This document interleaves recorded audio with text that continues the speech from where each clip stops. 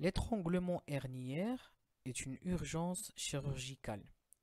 Il correspond à une striction serrée et permanente du contenu de la hernie à l'intérieur du sac herniaire. Il y a le risque de lésion ischémique de l'intestin.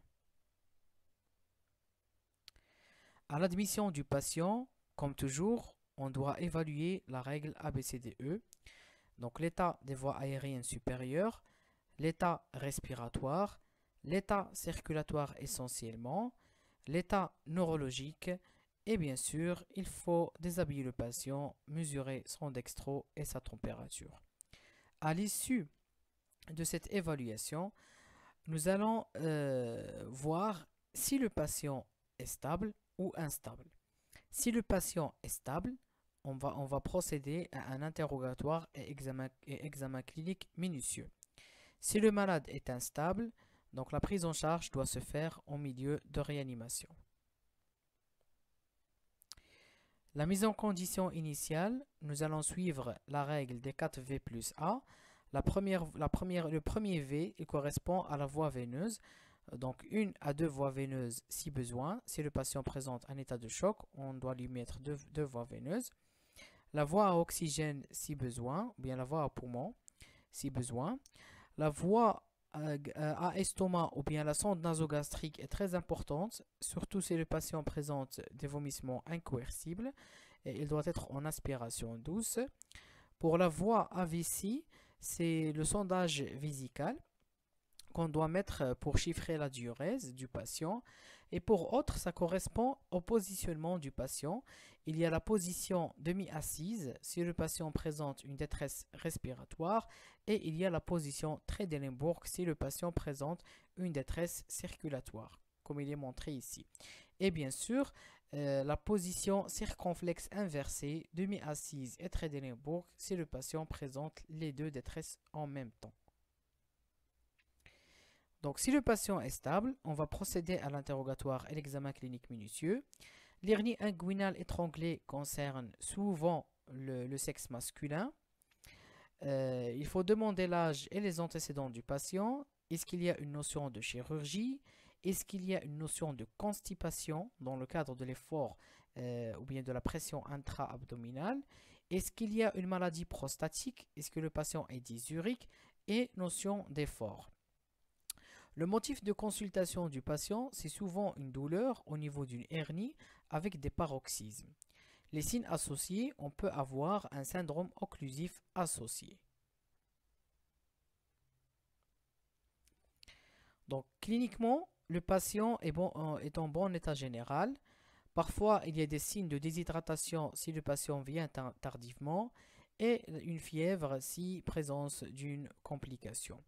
Donc, comme vous voyez dans cette figure, c'est une hernie inguino-scrotale très importante. Pour l'examen abdominal, il doit chercher une cicatrice chirurgicale, une douleur provoquée par la palpation de la voussure maximale au niveau du collet et une hernie irréductible et non impulsive à la toux. Donc, ces signes cliniques sont caractéristiques de l'hernie étranglée. C'est la douleur provoquée par la palpation de la voussure et qui est maximale au niveau du collet et une hernie irréductible et non impulsive à la toux. Pour le toucher rectal, on aura une douleur en regard de l'hernie. Biologiquement, toujours, puisque c'est une urgence chirurgicale, on doit demander un bilan pour évaluer la coagulabilité sanguine. Donc, on va demander une NFS à la recherche d'une thrombopénie. On demande un bilan de Kras et un groupage. On demande une fonction rénale pour apprécier le retentissement, le bilan hydroélectrolytique pour apprécier le retentissement, le bilan hépatocellulaire comme bilan de routine et une PSA pour rechercher est-ce qu'il y a une lésion prostatique sous-jacente. Pour l'imagerie, on demande l'ASP, l'échographie des parties molles et bien sûr la TDM. Et l'échographie vésico-prostatique a toujours un intérêt pour évaluer l'état de la prostate qui permet de nous orienter vers l'effort intra-abdominal.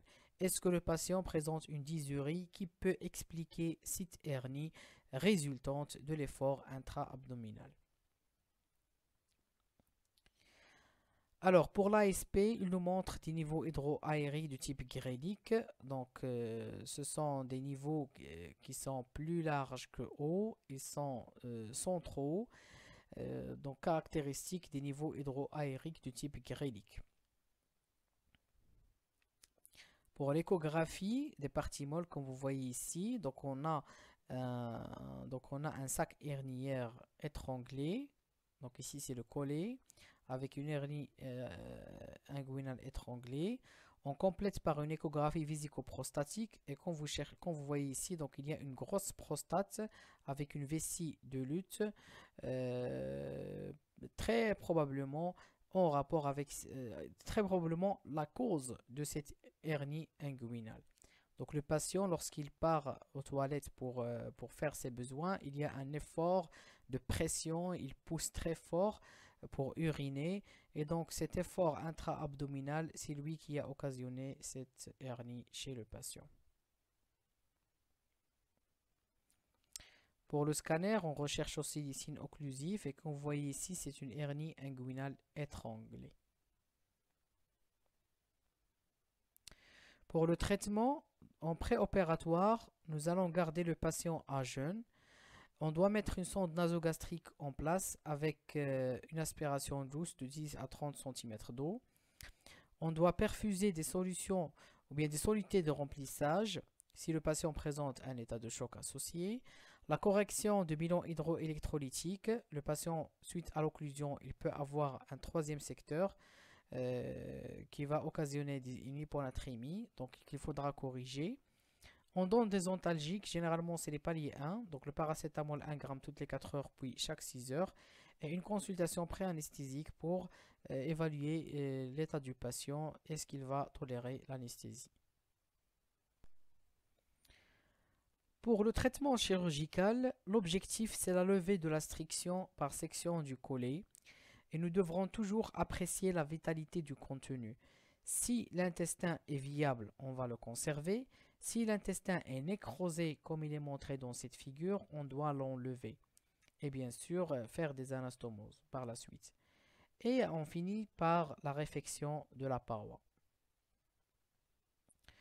En post-opératoire, on doit pratiquer des soins locaux au niveau du site opératoire, donner de l'analgésie et de l'antibiothérapie à base d'amoxicilline protégée.